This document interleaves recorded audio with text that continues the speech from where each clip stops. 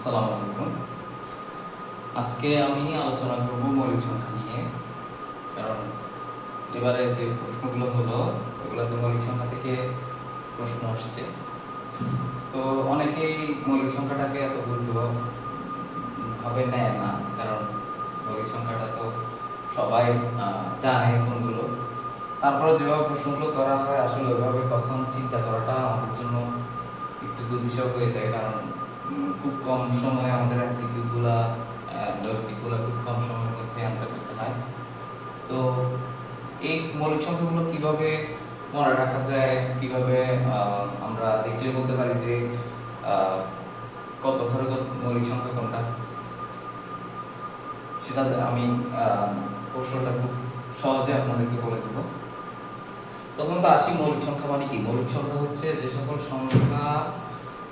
সংখ্যাকে ওই সংখ্যা ছাড়া অন্য কোনো সংখ্যা দ্বারা ভাগ করা যায় না, সেগুলো হচ্ছে মৌলিক সংখ্যা। অর্থাৎ আমরা বলতে পারি যে সকল সংখ্যার গুণনীয়ক এক এবং ওই সংখ্যা ছাড়া অন্য কোনো গুণনীয়ক থাকে না, তাদেরকে আমরা মৌলিক সংখ্যা বলে থাকি। যেমন বলা যায়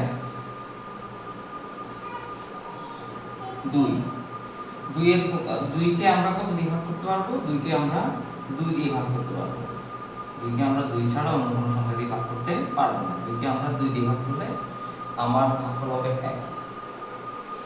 ঠিক সেম ভাবে 3কে যদি আমরা ভাগ করতে যাই, আমরা 3কে 3 দিয়ে ভাগ করতে পারবো।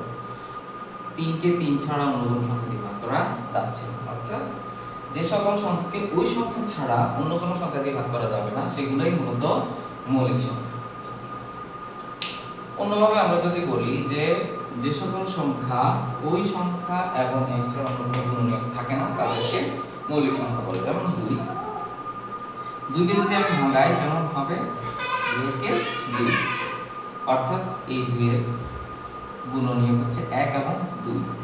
3কে যদি আমি ভাঙাই 3 এর গুণনীয়ক হচ্ছে 3কে 3। 5কে যদি আমি ভাঙাই 5 এর গুণনীয়ক হচ্ছে 5কে 5। তার মানে 1 এবং 5 হচ্ছে 5 এর গুণনীয়ক, 3 এবং 1 হচ্ছে 3 এর গুণনীয়ক। অর্থাৎ যে সকল সংখ্যার গুণনীয়ক 1 এবং ওই সংখ্যা ছাড়া অন্য কোনো সংখ্যা হয় না, তাদেরকে মৌলিক সংখ্যা বলে। এখন আমরা 1 থেকে 100 পর্যন্ত মৌলিক সংখ্যাগুলো আমরা কিভাবে নির্ণয় করতে পারি? আমরা যদি দেখি 1 থেকে 100 পর্যন্ত টোটাল মৌলিক সংখ্যা হচ্ছে, মোট মৌলিক সংখ্যা হচ্ছে 25টি। 1 থেকে 100 মধ্যে টোটাল মৌলিক সংখ্যা হচ্ছে 25টি। তাহলে আমরা মৌলিক সংখ্যা 1 থেকে 100 পর্যন্ত যদি লিখি, কোথায় কতটা সংখ্যা আছে আমরা জানতে পারবো। ওকে,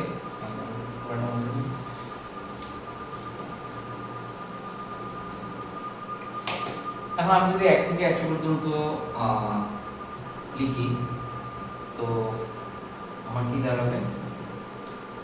আসলে 1 থেকে 100 পর্যন্ত 1 2 4 5 6 7 8 9 10 11 12 13 14 15 16 17 18 19 20 21 22 23 24 25 26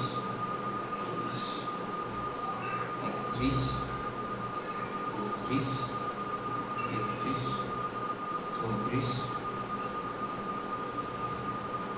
30 31 32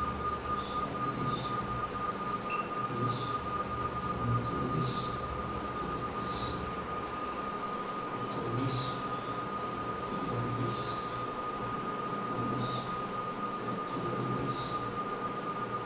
35 36 37 38 39 40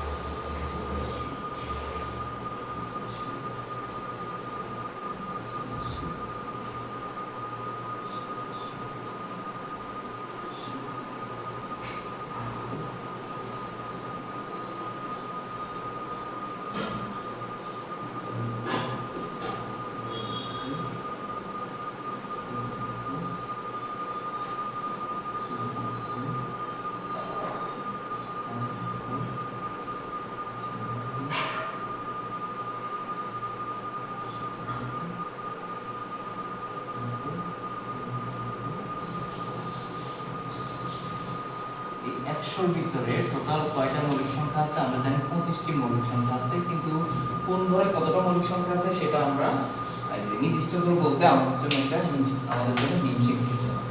তো আমি এখন বের করব কোন কত থেকে কত পর্যন্ত কয়টা মৌলিক সংখ্যা আছে। যেমন 1 থেকে 10-এর ভিতরে 4টা মৌলিক সংখ্যা আছে।